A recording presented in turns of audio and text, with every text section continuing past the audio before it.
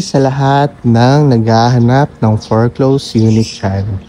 Nandito tayo ngayon sa Sierra Nevada, General Trias. At syempre, hindi yan yung foreclosed unit natin. Ito.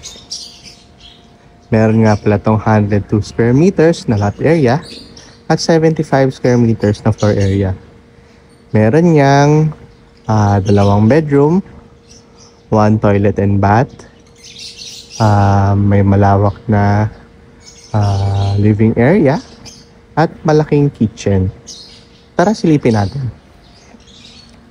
Pasok tayo. Meron nga rin pala tong 1 carport.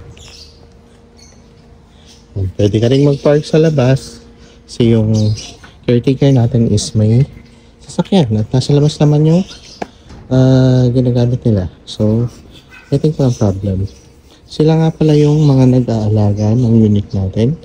And once na makuha mo yung unit na to, yan nga pala yung yun nga pala yung carport. Once na makuha mo yung unit na to, kusa naman silang mag-vacate. So here, pasok tayo.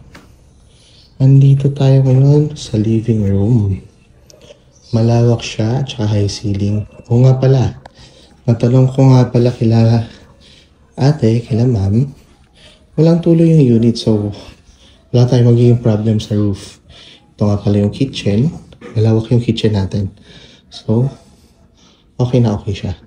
If ever na gusto mong dito maglagay ng pinaka-dining, pwede naman din.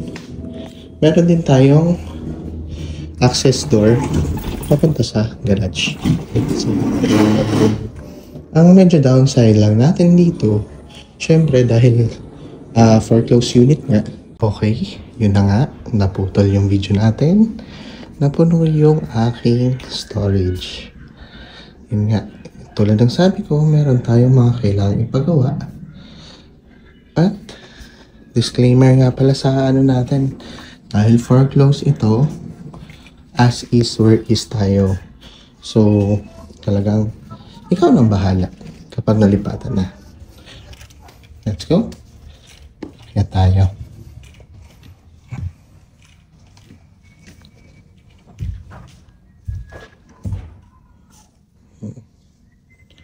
Bali yan. Meron tayong 2 kwarto.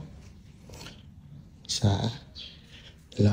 However, kailangan na talaga nating palitan yung mga partition. Kasi gawa siya sa kahoy.